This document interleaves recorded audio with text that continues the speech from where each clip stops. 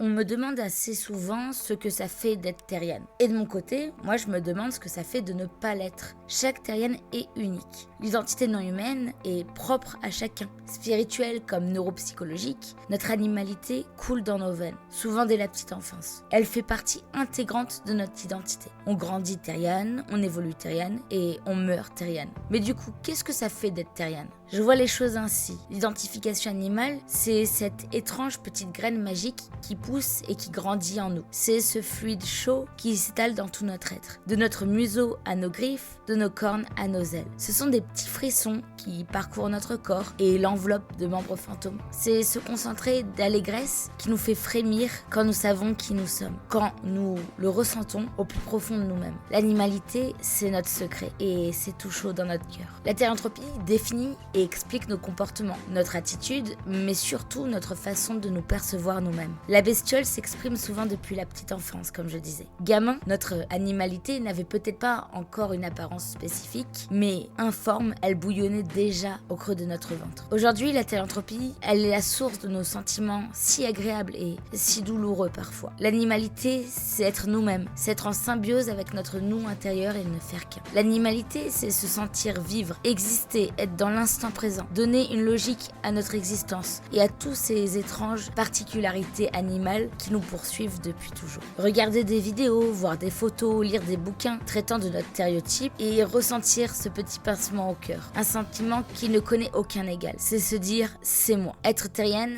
c'est méditer sur son identité et sentir cette petite étincelle qui pétille en nous. C'est se laisser aller à nos instincts les plus profonds qui donnent des papillons dans le ventre et qui nous font sentir sur un petit nuage. C'est accepter et apprécier ces membres fantômes et ces shifts, car ils font partie de nous. C'est peut-être vouloir porter une fausse queue, même si on nous trouve ridicule, parce que ça nous fait du bien tout simplement. Être animal, c'est aussi parfois ce sentiment d'être aliéné, dans une cage. La bête en nous, elle cherche à s'échapper de notre enveloppe corporelle, souvent trop à l'étroit là-dedans. Elle griffe et elle mord nos entrailles afin d'enfin s'échapper. Certains haltères-humains aiment fermer les yeux, se visualiser et plonger dans une forêt ou même une jungle imaginaire. S'évader un instant dans leur esprit, divaguer, se laisser aller à une vie qu'ils ont toujours rêvé d'avoir. Se créer un monde dans sa tête, souffler, se sentir exister. Se voir courir, vocaliser, renifler, voler, nager ou juste se réchauffer sur une pierre ou taper les rayons du soleil. Nos ressentis ne sont ni palpables ni prouvables, mais ils sont bien réels en nous. Nous sommes l'animal littéral, mais avec une once de métaphore. Nous pouvons être l'animal tactile, vivant, minutieux, doux, rêver de liberté et de sauvagerie romancée.